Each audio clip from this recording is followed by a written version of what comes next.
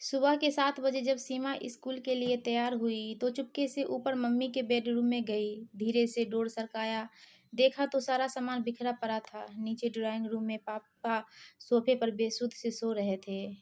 अपने रूम में आकर उसने अपने गुल्लक में से 50 रुपए निकाल कर पॉकेट में रख लिए। बैग उठाकर स्कूल बस के लिए निकलने लगी तो बिमला आंटी ने पीछे से आवाज़ लगाई, सीमा बेटा, आलू का पराठा बनाया है, खा लो। सीमा ने मायूस नज़रों से बिमला आंटी को देखा। नहीं आंटी, भूख नहीं है। बिमला ने ज़बरदस्ती टिफ़िन उसके बैग में डाला। सीमा स्कूल के लिए निकल गई। बिमला सोचने लगी, बेचारी छोटी सी बच्ची साहब और मेम साहब के रोज़ के लड़ाई झगड़े में इस 12 साल की उम्र में कितनी बड़ी हो गई है। बिमला पिछले 10 सालों से पूनम व महेश के यहाँ काम कर रही है। दोनों मल्टीनेशनल कंपनी के ऊंचे पदों पर कार्यरत है। सीमा उनकी इकलौती बेटी है, किसी भी चीज़ की कोई कमी नहीं है, पर हर समय दोनों एक दूसरे से लड़ते रहते हैं। महेश पिछले कुछ समय से पूनम से तलाक चाह रहा है और चाहता है सीमा बिटिया की जिम्मेदारी पूनम उठाए और पूनम सीमा बिटिया की जिम्मेदारी महेश को देने के साथ जायदाद में हिस्सा चाहती है। इस कारण दोनों लड़ते रहते हैं। बच्ची की जिम्मेदारी कोई नहीं लेना चाहता, इसलिए दोनों एक दूसरे के लिए अपशब्दों का इस्तेमाल करते हैं। बेचारी सीमा स्कूल से घर आकर अपने कमरे में दुबक जाती है, केवल बिमला आंटी से ही बात करती है। रोज की तरह पूनम और महेश ने नाश्ता अपने अपने कमरे में किया और ऑफिस के लिए निकल गए। करीब 11 बजे स्कूल से कॉल आया कि जल्दी हॉस्पिटल पहुंचो, सीमा को चोट आई है। हॉस्पिटल पहुंच कर पता चला कि सीमा बहुत ऊपर से सीढ़ियों से गिर गई है। आईसीयू में रखा गया था। ऑपरेशन की तैयारी हो रही थी। सिर में बहुत गहरी चोट आई थी। ऑपरेशन शुरू हुआ पर जिंदगी मिली न मौत। बिटिया कोमे में चली गई। पूनम और महेश शतबंद रह गए। उन्हें ऐसा झटका लगा कि अपनी सुध-बुध ही खो बैठे थे। सीमा की दादी भी आ गई थी। बेटा बहू को देखकर नफरत से मुंह फेर लिया। पूछताछ हुई। टीचर, स्टूडेंट सभी से बयान लिए गए। यही पता चला कि बैलेंस बिगड़ने से नीचे गिर गई। 20-25 दिन कोई बदलाव न आने के बाद अपने साथ रह रही अपनी माँ को महेश ने रोकना चाहा, पर उन्होंने आंखों में आंसू भरकर कहा, तुम दोनों खूनी हो, तुम्हारी जिद मेरी पोती को खा गई। मैं उसे अपने साथ ले जाना चाहती थी, पर तुम दोनों ने उसे हम अपने अहम का मोहरा बनाकर उसकी ये हालत कर दी। ये कहकर वह वापस अपने शहर चली गई। बिमला तब से सदमे में ही थी। फिर उसे जैसे तैसे होश संभाला। महेश और पूनम से कहा, मेम साहब, मैं अब यहाँ नहीं रह पाऊंगी। इस घर की दीवारें मेरी सीमा की सिसकियों से भरी हैं। उसे मैंने कभी अपनी गोद में तो कभी छिपकर रोते हुए देखा है। कभी तो मेरा मन किया कि उसे लेकर भाग जाऊं, पर ये मैं डरपोक थी, ऐसा कर नहीं सकी। अगर चली जाती तो शायद वो आज इस हालत में न होती। महेश और पूनम के पास अब शायद कहने को कुछ नहीं था। जैसे जैसे दिन बीत रहे थे, मन उसका लड़ाई झगड़ा एक अजीब सी बर्फ में तब्दील हो चुका था। उनकी सारी भावनाएं अंदर ही अंदर एक खामोशी अख्तियार कर चुकी थी। सारा दिन बेमन से दोनों ऑफिस काम करते, हॉस्पिटल में एक एक दिन अकेले ड्यूटी देते, बैंक में पड़े पैसे, जमीन जायदाद सब बेकार से लगने लगे थे। 4 महीने बीत चुके थे। संडे का दिन था।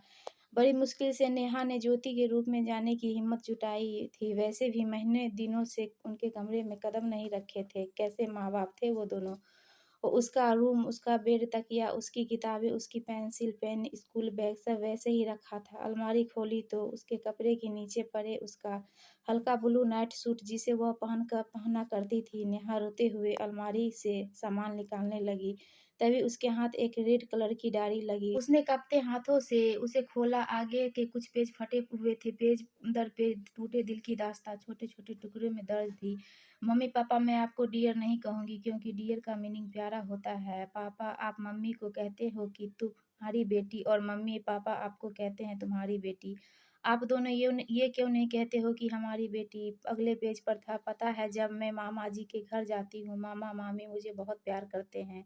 मामा मन्नू को जब प्यार से मेरा बच्चा आप कहती हैं तो मुझे लगता है कि क्या मैं प्यारी बच्ची नहीं हूँ। मम्मा, मैं तो आपका सारा कहना मानती हूँ, फिर भी आपने मुझे कभी प्यारी बच्ची नहीं कहा। अगले पेज पर था, मम्मी जब मैं बुआ के घर जाती हूँ तो बुआ मुझे बहुत प्यार करती है, पर खाना लक्ष्य की पसंद का बनाती है। मम्मा, मुझे भी राजमा बहुत पसंद है। मैंने कहा था कि आप बनाओ, पर आपने कहा मुझे मत तंग करो, जो भी खाना हो विमला आंटी को बोला करो। पता है मम्मा, मैंने राजमा खाना छोड़ दिया, अब मन नहीं करता। अगले पेज पर था, पापा मैं आपके साथ आइसक्रीम खाने जाना चाहती थी, पर आपने कहा आपके पास फालतू चीज़ों के लिए टाइम नहीं है। पापा, जब मीनू मासी और मौसा जी मुझे और रमेश को आइसक्रीम खाने ले जा सकते हैं तो फिर वो क्यों नहीं करते कि ये सब फालतू चीज़ें हैं। पता है मम्मी, मैं अपने घर से दूर जाना चाहती हूँ, जहाँ मुझे यह न सुनाई दे कि सीमा को मैं नहीं रखूँगी, जहाँ पापा के चिल्लाने की आवाज़ न हो सुनाई दे। पापा, अगर मैं बड़ी होती तो मैं आप दोनों को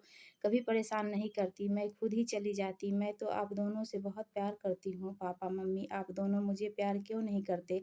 एक पेज पर था, I love you Vimla aunty, मुझे प्यार करने के लिए, जब मुझे डर लगता है तो अपने पास सुलाने के लिए, मेरी हर बात सुनने के लिए। और अंतिम पेज पर था, दादी आई लव यू, आप मुझे यहाँ से ले जाओ, आई प्रॉमिस कभी तंग नहीं करूँगी। पूनम डायरी को सीने से लगाकर ज़ोर-ज़ोर से रोने लगी। महेश भी उसके रोने की आवाज़ सुनकर आ गया था। पूनम ने डायरी उसे पकड़ा दी। पेज दर पेज पलटते हुए उसके चेहरे के भाव बदलते जा रहे थे। वह खुद को सँभाल नहीं पाया, ज़मीन पर बैठ गया। पूनम रोते हुए बोली, महेश पता है वो एक्सीडेंट नहीं, आत्महत्या थी, सुसाइड था।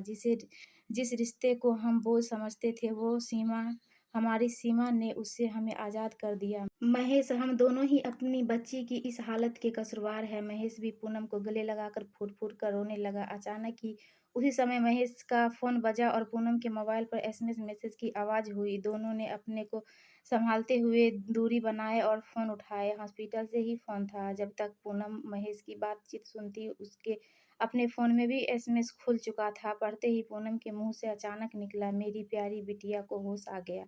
यही शब्द महेश के मुँह से भी निकले थे। एक साथ दोनों के स्वर, चेहरे पर खुशी उस कमरे में गूंज उठी थी। ये कहानी उस घर की है जहाँ माँ-बाप बच्चों के सामने लड़ते हैं या घर टूटकर बिखरते हैं, और यहाँ यहाँ उसका सबसे बड़ा खामियाजा बच्चे भरते हैं। अगर आप अच्छी परवरिश नहीं दे सकते तो अपने बच्चों को जन्म देने का कोई अधिकार नहीं है।